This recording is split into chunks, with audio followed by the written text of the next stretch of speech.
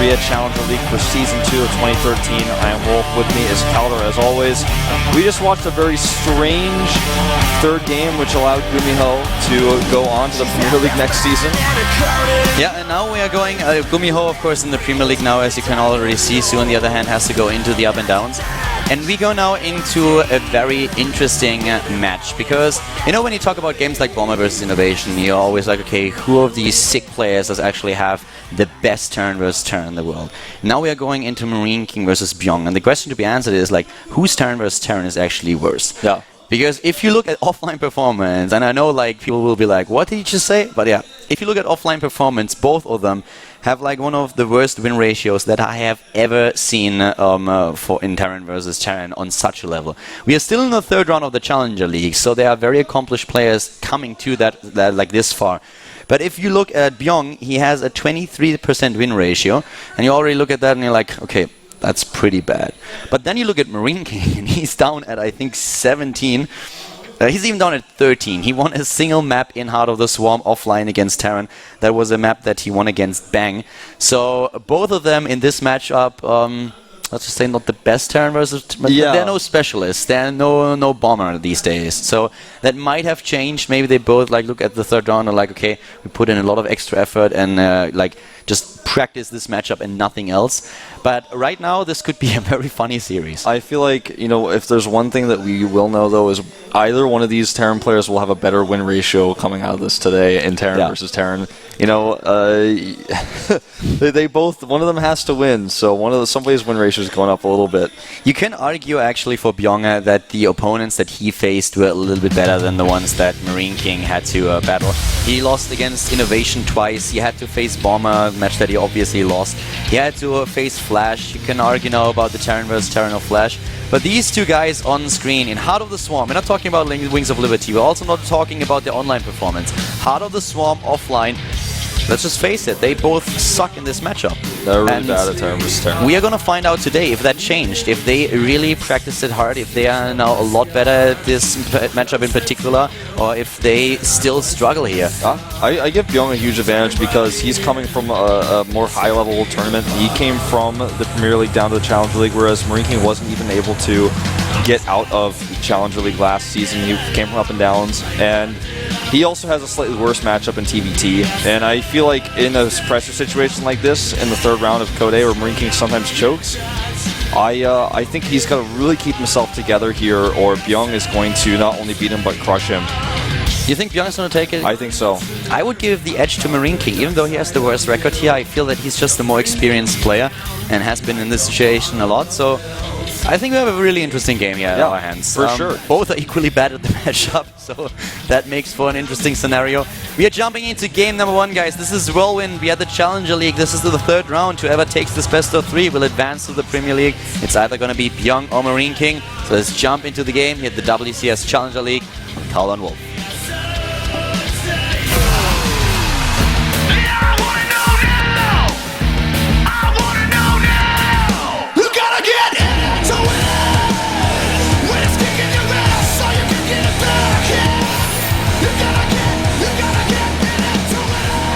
Starting to the top left, we have for the Prime team the Terran player who called himself Foxer back in the old days. He is MarineKing Prime. Well, he called himself Boxer, and everybody called him Foxer. He never accepted the ID. It's actually true. Well, he's up against a Terran opponent, starting cross-spawn to the bottom right of the map. We have CJ Entus. CJ Entus Bbyong. MarineKing defeated 2 Zerg players on his way to the third round of the Challenger League. He took down Marmory in round 1, and then he was able to beat Shine with 2-1 in the second round. Bbyong fell off the Premier League. And for everyone who actually, while we have the SCV with the proxy here, He's going to do Proxy Reapers. MarineKing, of course.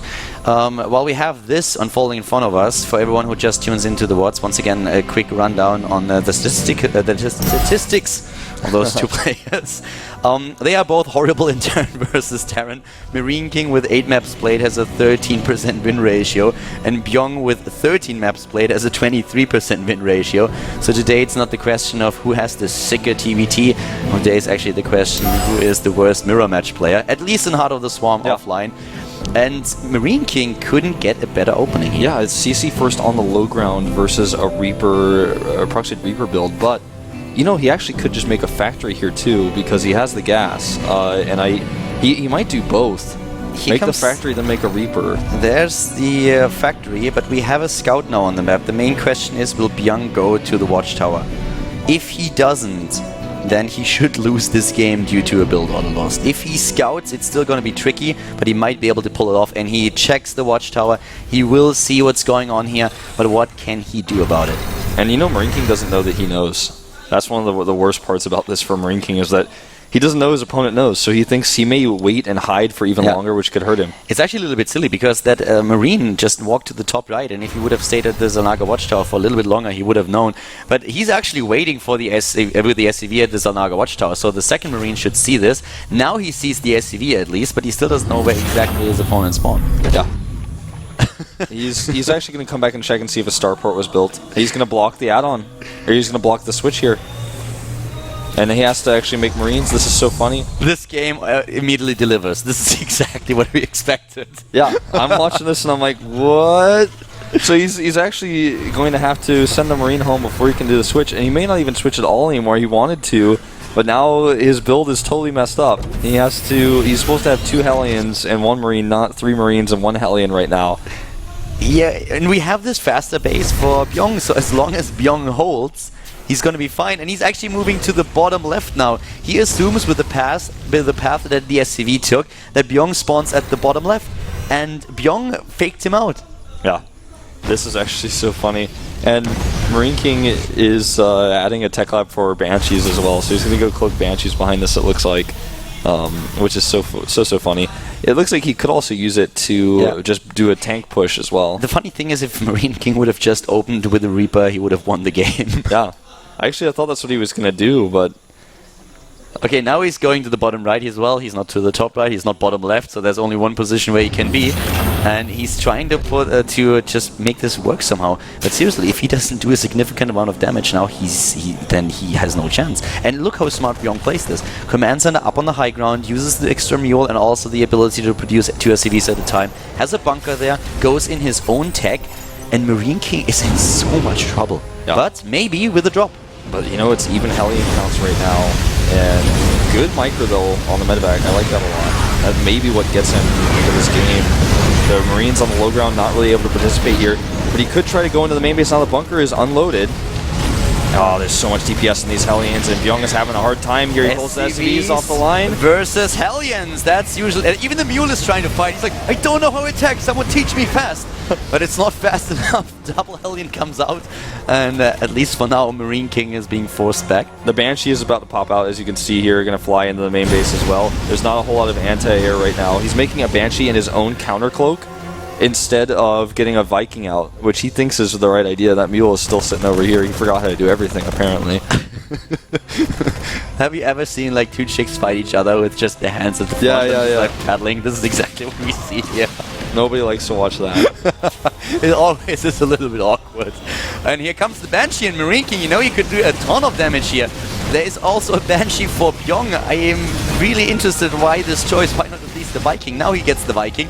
But they are both chasing each other across the map. But MarineKing now, even with this interesting opening and the immediate scout by Bbyong, is in a position wasting so much damage. I didn't know my voice could go that high, but I don't know what else to say. That game is...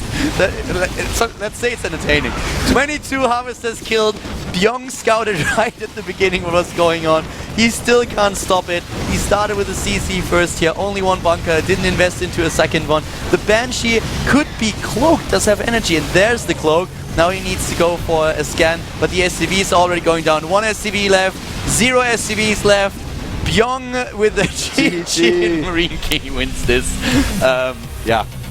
This was kind of like what I expected to see on, you know, like Battle.net attack or something. Not what I expected to see in a match that Side 2 goes to Codettes next season, but.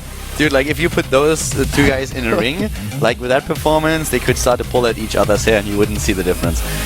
MarineKing with a, I mean, let's just put it out there. MarineKing with a really good opening here. Yeah. Very aggressive.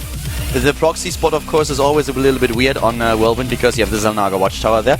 But given that he was scouted this early in the game, Bbyong should have been able to defend against this, but MarineKing just makes it work somehow and is able to get in there, and Bbyong completely underestimated the power of this push. It's just, it looks so funny because you look at it and it's suddenly MarineKing looks so awkward. He's got his building being blocked by an SCV, he can't even make his Hellions after he's scouted, so he looks silly, and for him he's like, well, I still have to commit to this, and then Bbyong, after knowing, just still can't defend. And makes a Banshee instead of a Viking. If he makes a Viking, then he just defends so easily. I don't know why he did that. Get Marines, build a second bunk in the mineral line, and this game should essentially be over, because the problem for MarineKing is if he doesn't do a significant amount of damage after his opponent starts with the command center first, then MarineKing falls far behind in the series. And this just didn't happen. Bbyong completely underestimated what was going on. His defense was just not there. Then we had this awkward moment when SCVs actually thought they could battle Hellions. That kind of never worked. Well, he stacked them up to you know, just try to get them back in the mineral line, and that's when the SCVs were targeted while they were all stacked up in the closest possible place they could be in, because workers, while mining, while they're under the gather command, do not stack. I mean, they stack. They don't actually push away from each other. That was a bit weird. It was kind of the game that we expected after going over the TVT of both of them. MarineKing gets the better end and takes a lead now in the series. So my keyboard's not working again. What are you doing with the keyboard? I mean, that can't be. This happens to me every now and then with the Starcraft client where like the keys just don't input. You broke a second keyboard. I swear the keys work, just don't work in StarCraft. Hold on. They worked a second ago too, and it's not even all the keys, like backspace still works, but... What? Give me a second. I'll give you a second, alright? Today is just a day of all sorts of strange occurrences. So let me get this straight. You broke half of the keys. Not just the ones I need for the password to log in, apparently. What a coincidence. Alright, it works now. I don't believe you anymore. Let's see if I can get in the lobby. Okay, I got in. Well, Newkirk is the next map. You know, like, if you could...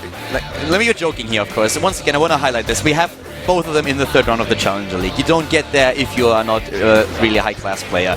It's just like that they are up against the best players in the entire world, and in this matchup, then, they are not as good as in the other matchups. This is where they both struggle. So...